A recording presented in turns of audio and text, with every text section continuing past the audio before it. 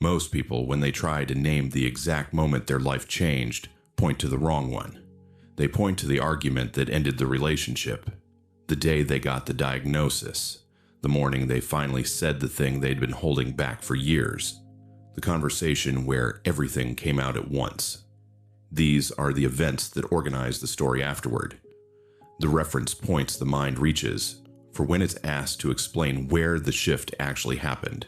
But here's what Jung observed across decades of listening carefully to people in the middle of their own lives. The dramatic event is almost never the turning point. The turning point is the moment that preceded it, or followed it quietly, that didn't seem like anything at the time. Stay with me here, because this changes how you read your own history.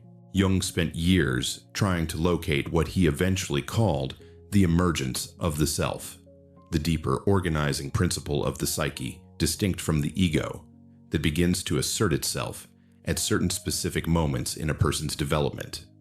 He described this in the 9th volume of his collected works as a kind of gravitational shift, not a decision made by the conscious mind, but a reorganization that happens underneath it, that the ego often discovers only in retrospect, after the fact.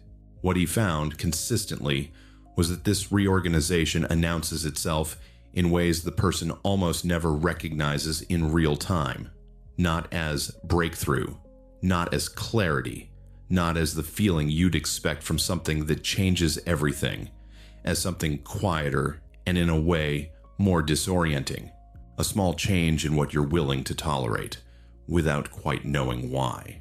A conversation that ends without drama. You just stop explaining yourself without deciding to. A morning where you wake up and something you've been carrying for years is slightly less heavy, for no obvious reason. A moment of unexpected stillness in the middle of a situation that hasn't changed at all. Those are the actual turning points. They're the moments when the self has already made a move the ego hasn't caught up with yet. The shift is real before you name it, often before you've noticed it. In Memories, Dreams, Reflections, the memoir Jung wrote in the final years of his life, he describes his own turning points with unusual precision.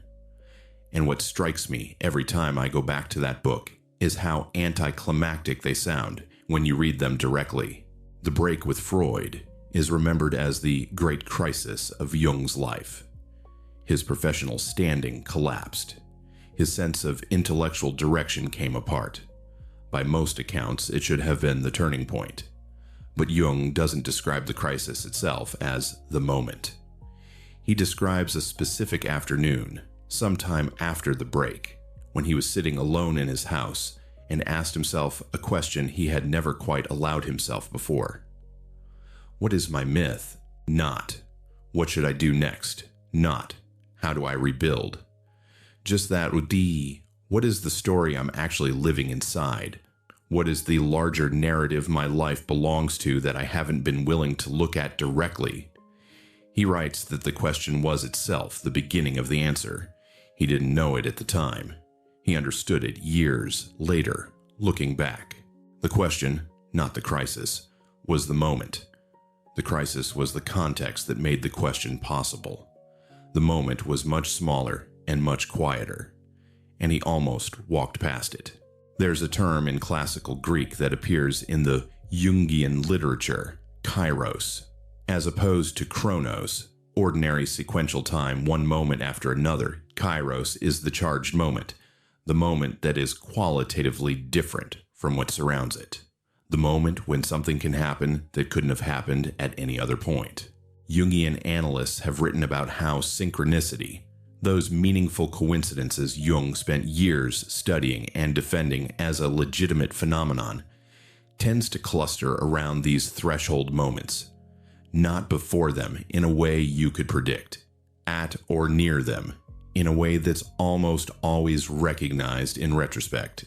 A book falls open to a particular page you needed. Someone says something at a strange angle that lands differently than they intended. You drive past something you've driven past 100 times and actually see it this time as if it's new. A conversation you expected to be ordinary turns into something else entirely. Jung wrote in the 8th volume of his collected works that synchronicities accompany the crucial phases of individuation, but they often pass unnoticed because the person hasn't learned to watch for them or to make them meaningful in relation to what's happening inside. The outer coincidence registers. The inner significance doesn't. The threshold was being crossed. The signal was there. Most people catalog the coincidence as random and move on.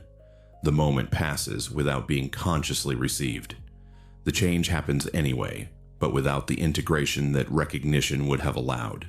I think about a woman I worked with during my 3rd year at the hospice. She was in her late 60s, dying of something she'd known about for a while and had made a kind of peace with. Unusually clear-eyed. The kind of person who had organized her final weeks with a practical steadiness I found both admirable and, honestly, a little hard to be around. One afternoon she wanted to talk about when her life had actually changed, not the illness. Before that, years before, she went straight to a night when her youngest daughter had called from across the country in some kind of emergency.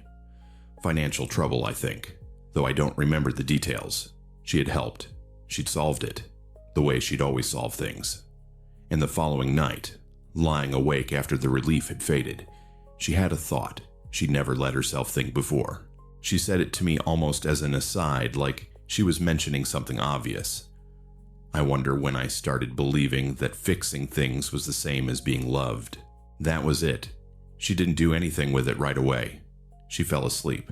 The next morning was mostly as it had been, but she told me that in the months after that night, something in her had shifted without her making a decision to shift it. She stopped rescuing in the same way, not because she chose to, because something had already chosen for her. The argument she'd had with her daughter the year before, that's what she'd originally identified as the turning point. The dramatic one, the one she had a story about. The thought at 2 a.m, the one she almost dismissed as tiredness. That was the real one, and she'd spent years not knowing. Here's what the research keeps finding when it looks carefully at how people actually change. Not how they describe change while it's happening, but when followed over time. Psychologists studying what they call innovative moments in therapy. The micro instances of rupture from a dominant life-organizing story have found something consistent. The actual moment of change is almost always identified retrospectively. People rarely recognize it while it's inside them. They identify it months later, as a small thing they almost mentioned but didn't, or a question they asked themselves without expecting it to matter. The drama came later and organized the story.